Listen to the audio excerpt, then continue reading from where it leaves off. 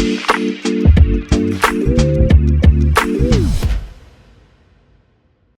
right, hello. Welcome back. Chase Thomas Podcast, taping this on a Thursday night. Bobby Skinner of Talkin Giants is here, and you're not going to believe it, folks. We're going to talk some Giants on this very program because Bobby does not talk nearly enough New York Giants on the John Boyd Network. Go check that out if you have not already done so. Bobby, good evening, sir. How are you?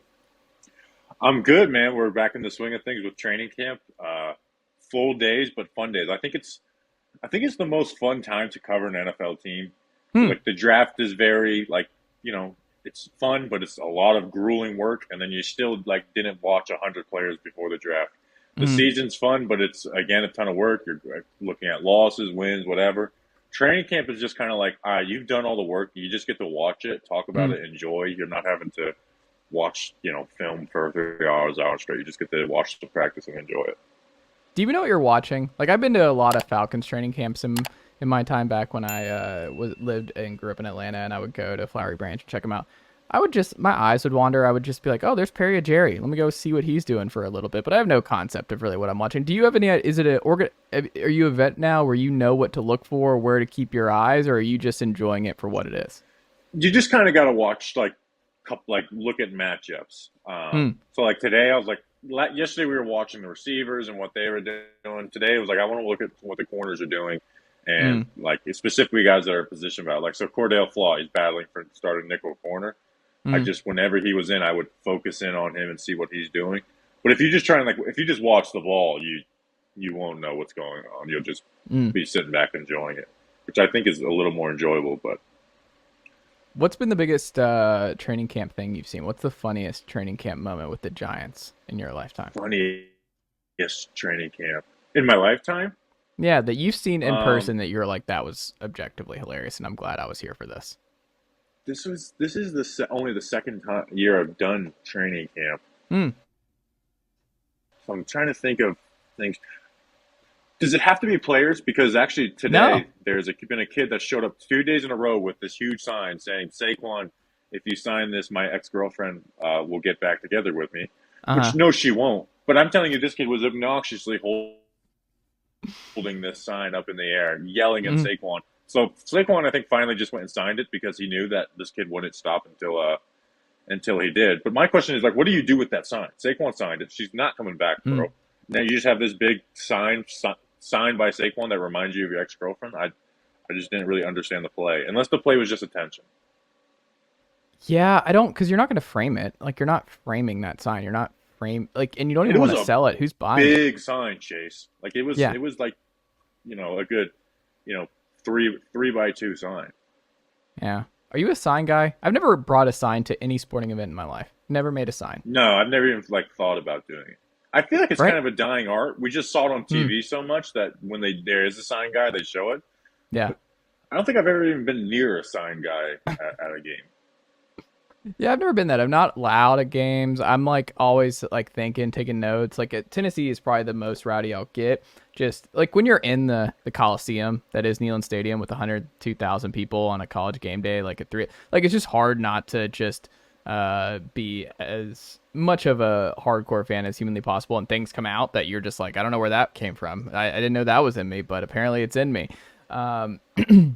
But in general, I'm just not a yeller. I've always been why are you yelling? Why are you I go to a lot of high school games and cover those on Friday nights, and you hear these parents or other just yelling at children, and you're just what happened to you? What's going on here? Do we need to pull you aside? What's going on here? This is a little insane. I just never want to make a scene. I'm not a make a scene guy.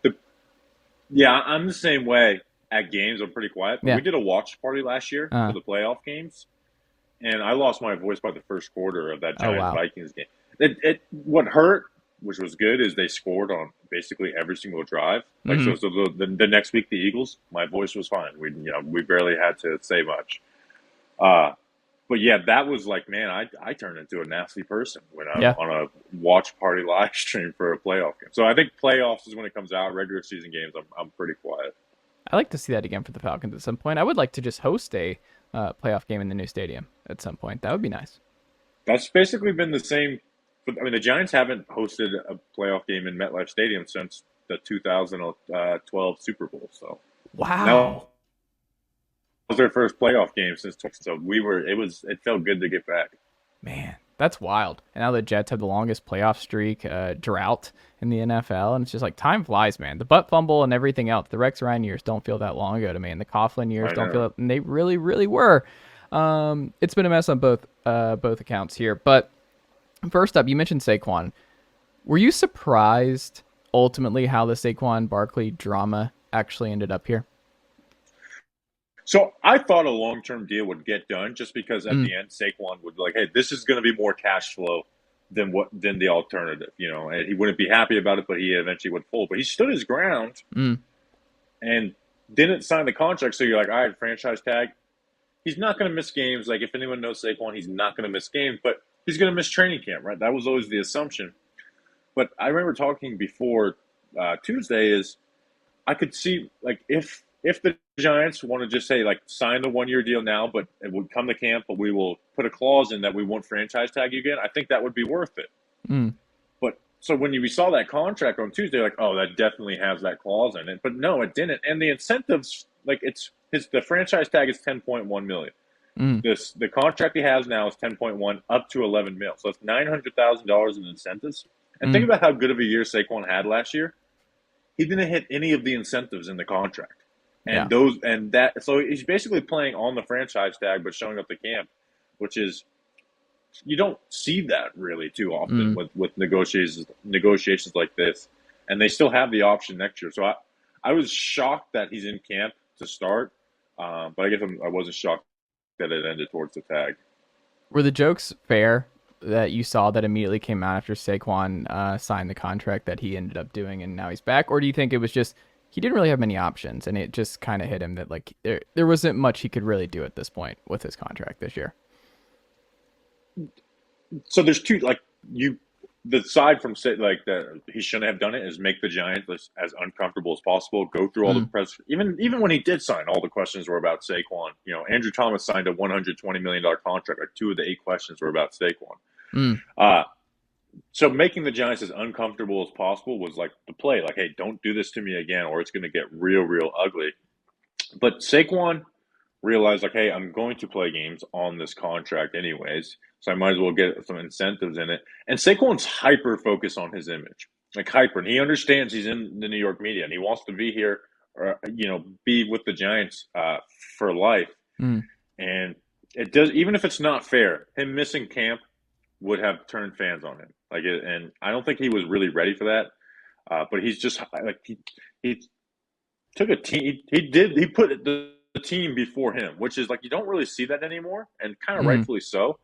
But it's like a kind of a lost art that he put the team before his self interest and showed up. But I think he just hurt him to one be slandered by the fans that love him, and also coming off of the first winning season since 2016, they're getting back in action, and I don't think he wants to miss out on any of that. Do you think this is his last year with the Giants? I do because I don't see there being them giving him a better deal than what he got this past year. Like Mm, what can he do for them to offer him a better deal than what was offered this past offseason? Now maybe they offer what they offered at the bye week and before the franchise tag was applied, and like mm, hey, I would going back I would take that. So maybe that's what happens, but I don't know if the Giants are going to be willing to do that because they have the mm. franchise tag again. So I think either they let him test, a free agency and they end up with the best offer, or they do some type of like tag and trade where it's like, okay, go negotiate your best contract. We will trade that for a 6th round pick. Um, but I do think it is because I don't think Mm. Joe Shane wants to give him a long term contract. Like they know how important he is to the team, how important he is just as like a human being, and that's a big part of it, and how much the Giants organization loves him. But I truly don't think that he wants to pay a running back who's been injured. I know all the running back conversations, but specifically to Saquon, has missed a lot of games. Mm. And when banged up with smaller injuries, doesn't always deal with them the best. So I don't think he really wants to give him a long term deal. And if that didn't happen this offseason, I don't see it happening next offseason. Speaking of Andrew Thomas, you talk about that and the questions for Saquon and Andrew Thomas. Obviously, a Georgia kid, first round pick, offensive tackle. Am I misremembering, or did he have a really really rough rookie year for New York. Like it was like, is that He correct? he had a rough first 8 games, Okay. and then he gradually got better as the season went along. But you know how, especially with offensive line, because we don't get to Yeah. see the stats and stuff, is that first impressions mean a lot, and especially in Mm, that rookie class where Becton, who obviously hasn't been playing, been injured a lot, was really awesome that year. mm, Jedrick Wills had a solid rookie year, wasn't like a superstar tackle, and then Tristan Wirfs was great out of the gate. So it was kind of like he's the worst of the four, and especially with Dave Gettleman like being mostly wrong, it was just mm, very easy to be like, yep, got another thing wrong. But year two, he gradually got better as a rookie. Like he mm, kind of did what you want he struggled the first 8 games and then gradually got better. Where it's like at the end you're like, okay, we got a player. mm. Year two was an awesome pass protector, left a little bit of desire to the run. And year three he even became a better pass protector and then improved in the run to where he was all pro last year. Um, and like was I think he's the third best left tackle in the game right now after Trenton Williams and Larry Tunsil. And he got paid less than Larry Tunsil on an average annual value. But yeah, he struggled as a rookie, but he really got better. And we've had him and we've interviewed him and talked to him. And I was a big fan of his coming out of Georgia. Mm. He's the guy I wanted the Giants to draft. So we formed a relationship with him. And it just makes sense. One, he's athletic. He's strong enough to be that tackle spot. But he is extremely humble, hardworking, and one of the most intelligent players on the field, and understands how to see his own game and how to improve it. As good, he was all pro last year. We've talked with him since. He's like, hey, this is what I see. I am vulnerable. That people are going to try and attack me next year, and I need to improve my upper body strength to protect myself from guys that want to bull rush. So it just makes sense. While he's gradually gotten better from a bad first 8 games as a rookie to getting better to one of the best pass protectors to the third best left tackle in the game, in my opinion. That's interesting. And I mean, it's also like why you don't overreact. It's just like because those first 8 games you're talking about, where it's just like, oh, what a miss, and it was Gettleman, right? Like, isn't that weird? But he's going to end up being a long term. It's never easy, and you just have to wait on some of these guys. And then, I mean, the Falcons, like, there's just something, and I'm sure you feel this too, where I'm worried about the future without Jake Matthews at left tackle. Like, Jake Matthews isn't the best left tackle. Like, Andrew Thomas probably won't be the best left tackle in football at any particular point, but he'll always be really good, and you'll always feel good about your blind side with him being right there. He's one of the best left tackles in football, and I think Jake Matthews has been somewhere in that comp for the last decade, and he's getting on the older side. And there's something nice, right? Like when you pay somebody like Daniel Jones the kind of money and the deal that you did, and you have Saquon Barkley and all these different guys, and you're a playoff team, and you're trying to realistically continue every year. Isn't it just nice to have left tackle taken care of? Like, it just Well, feels good. especially as a Giants fan, we Yeah. had a really nice O line from 2007 to 2000 or 2006 to 2010. Mm, It's been god awful since. Going through Eric Flowers, overpaying for Nate Solder, who was really bad. Like, just offensive line's been just really bad from left tackle to right tackle for about 10 years. And you've seen that with the Giants' success. Like, mm. you get a good offensive line, you'll at least get into the playoffs a couple times. So to have the most important one being the top three in the NFL at his game, I mean, besides quarterback, I think, maybe quarterback and like a great pass rusher is the only thing I would put over having that left tackle position figured out like the Giants do with Andrew Thomas. Now, the rest of their offensive line is still question marks. Evan Neal had a very rough rookie season, and unlike Andrew Thomas, did not get better throughout the season, Mm. and some other younger guys in the interior. But at least that left tackle has been protected. Blind side has been protected, and Daniel Jones throughout his career, I think Andrew Thomas is tied to his success more Mm. so than any other player or coach that he's had. Like when Andrew Thomas is playing, Daniel Jones has been a solid quarterback. When Andrew Thomas hasn't played, that's when we've seen strip sacks and uneasiness in the pocket and just not being able to push the ball.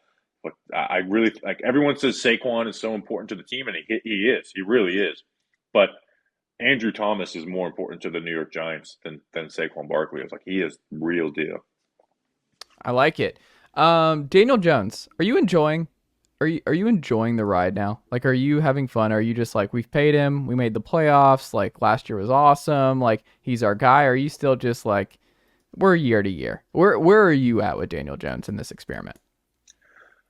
I am confident, like with Daniel Jones as your quarterback, you're not going to have a bad quarterback on your team. Even Hmm. in the years when, like 2021 under Jason Garrett, Jason, I know fans always blame the offensive coordinator, Hmm. and I usually push against that. Like Pat Shermer in 2019, everyone, this guy, he can't call an offense. I'm like, no, he actually calls a pretty damn decent offense, but the players are just not good, so they're Yeah. inconsistent.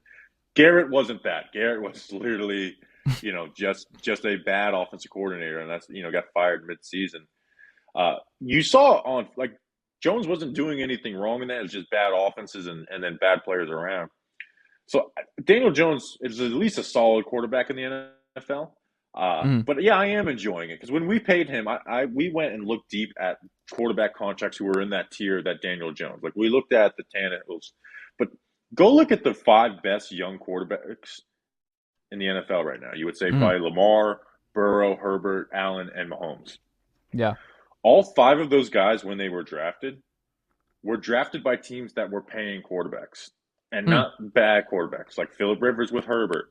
Uh, Now the Bengals with Joe Burrow, Andy Dalton that year they bottomed out, but the rest of them didn't bottom out. The Chargers had Philip Rivers at that time still being paid. The Chiefs were paying Alex Smith, and then the Ravens were a borderline playoff team with Joe Flacco before them. So the contract is set up to where if they identify someone in 2 years and they're just like, hey, we just want to upgrade. Like Daniel Hmm. Jones isn't bad, similar to the Chiefs with Alex Smith and Patrick Mahomes. They still have the ability to go and upgrade. And I don't believe in tanking. Look Hmm. at who's the last number one overall quarterback to win a Super Bowl for the team that drafted them. Let me think here. It's Eli Um. Manning. Oh, is it really? Eli Manning, and before him, it's Peyton Manning. No, the only other number one overall QB I believe that's won a Super Bowl since then is Matt Stafford, and it wasn't for the team that ended up drafting him. Yeah. So Golf I'm not got a there. He just didn't win. Yeah. I'm not a believer in like bottoming out. I think the Huh. best way to be a good team is to try your best to be a good team. And Yeah. if they again 2 years, there's you know Chase Thomas Hmm. Jr., who's the next best great quarterback, and they have ability to trade Yeah. up and go get him, Yeah. then they can do that. So I like having him on the team. You have a good quarterback name. Like your name is like a Texas Tech gunslinger air raid quarterback. Bobby Skinner played for Texas Tech in 2003. And that's perfect. Texas Tech. There was a NASCAR driver named Mike Skinner who was Uh, Mike the Gunslinger Skinner. So yeah. I like it, and I'm a lefty too. Well, I'm a So lefty like too. Yeah. Texas Tech can be weird with those guys. So Look at that. Two yeah, Southpaws I on one like it. podcast. Who would have thought? Have the Giants ever had a Southpaw quarterback? I don't think so. There's really no left-handed quarter. I think two. You Who had was the last Lorenzen. quarterback? Lorenzen was a Giant for a little bit, I feel like. Oh yeah, that's true. But he never started a game Yeah. for them. Hmm. But he was fun to watch.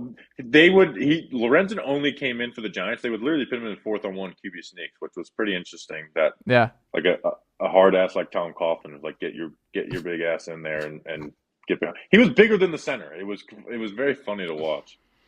What a legend, man. Rest in peace, Jared Lorenzen. He was awesome. Do you think they're close to the Cowboys and the Eagles? Like when you're looking at the rosters and the scheme and the coaching staff and where they're at right now, do you think it's fair for Giants fans to expect that they should compete with the Cowboys and Eagles year over year right now? I think the coaching staff makes them closer to Cowboys than they should. But Mm, that's my biggest worry with the Giants this season coming off the playoffs. So it's like playoff they became a better team this offseason. mm, But I don't know if you can ever be super confident when I think they are clearly the third best team in their division. mm. Like the Eagles are on like three different levels, Yeah. higher than the Giants, and the Cowboys I think are solidly better than the Giants on paper. And I think the Cowboys did get better. Brandon Cooks is like one of those offseason moves that no one talks about that I think is really big for them. We'll see what Gilmore has for them, Yeah. opposite Trevon Diggs. But I really think that Brandon Cooks signing is going to like really, really help out Dak, who is again another quarterback who's maybe not in that top five, top seven range, but you get him two wide receivers with Lamb and Cooks, Brandon Cooks.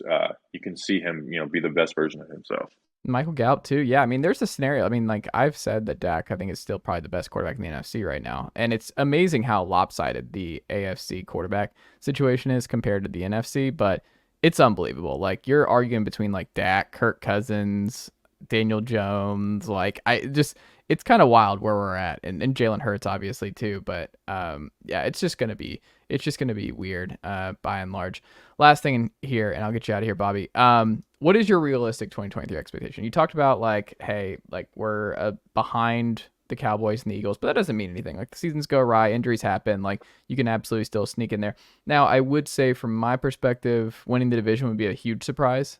If the Giants win the Yeah, NFC they're East. not. They're not unless Jalen Hurts and their backup Eagles quarterback gets hurt. I don't. They're not winning the division. Yeah. So if we take that out, what is the most realistic if you are telling Giants fans right now how to not be miserable this year and enjoy the year? What is the best number or best situation for them to enjoy this season the best? Getting into the playoffs again as a wild card team again. I don't Mm, see them. Maybe you could be. Maybe you could tie with the Cowboys depending on. I think coaching there can be mm, suspect. But making the playoffs. I don't care if mm, that's at the second or the third team in the NFC East. And then offensively, what they did last year was very limited because they had like a very limited wide receiver core. They had struggles with Evan Neal's a rookie. If Evan Neal can improve, and this new wide receiver core with Darren Waller, we talked about Darren Waller, like mm, how he's just been dominating Giants training camp, and he's truly something we haven't seen in a long time for the Giants.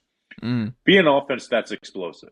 You know, if Evan Neal is good, be the 10th ranked offense in points per game. Beat that 10th, 12th rank. So just have an offense that's more explosive and not having to be perfect. Where last year they didn't turn over the ball over at all, like number one in turnover rate in the NFL, and just had to be perfect because of so many different limitations they had. So be kind of a more explosive and fun offense, and also getting that wild card berth. I like it. Bobby, what can the good folks check out from you and the team over at Talkin Giants this week? Yeah, simply just look at Talking Giants on YouTube and stuff. We are at every training camp practice, and we go live afterwards for about 30 minutes recapping them. We do a podcast every weekday with interviews with reporters. We're during training camp. We throw a lot at you, so just kind of find the thing you like the most, watch it, and maybe that'll bleed into everything else. There you go. I love it. Bobby, thank you so much for the time. I greatly appreciate it, and we'll have to check back in again soon. Appreciate you, Chase. Well done, nephew. Chase Thomas Podcast. Hell yeah.